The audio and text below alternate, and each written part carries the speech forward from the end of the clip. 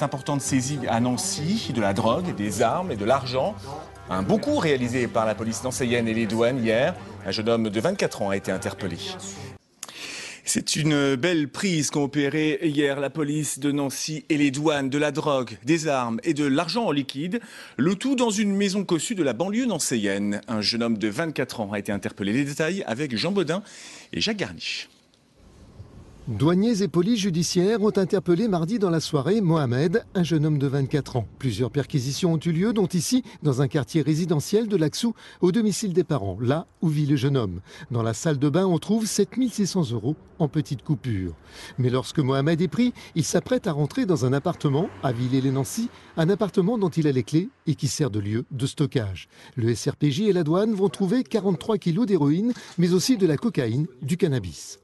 Il s'agit à l'évidence d'un réseau, il s'agit à l'évidence d'un groupe criminel organisé, étant donné les quantités en cause, le fait que l'on trouve plusieurs produits en même temps au même endroit, et puis ces sommes en espèces, plus de 150 000 €, ce fusil d'assaut Kalachnikov, des chargeurs et un nombre de munitions très important, on a affaire à un groupe criminel organisé, c'est évident.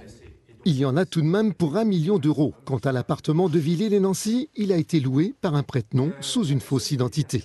Selon Mohamed, il s'agit d'un gros bonnet de la drogue. Lui n'a fait qu'obéir à un commanditaire. Il devait aller chercher une centaine de grammes d'héroïne dans le studio. C'est le travail de repérage, de recherche qui a permis d'identifier cet objectif. Mais ce n'est pas cette personne-là qui était nommément désignée au départ. Le but est de procéder à d'autres interpellations. Aussi, l'enquête n'est pas terminée. Nous allons effectivement déployer des moyens d'enquête qui vont nous permettre de mettre en œuvre tous les moyens possibles pour remonter aux commanditaires, aux organisateurs. Placé en garde à vue, Mohamed sera déféré demain au parquet de la JIRS, la juridiction interrégionale spécialisée. Un mandat de dépôt sera requis à son encontre.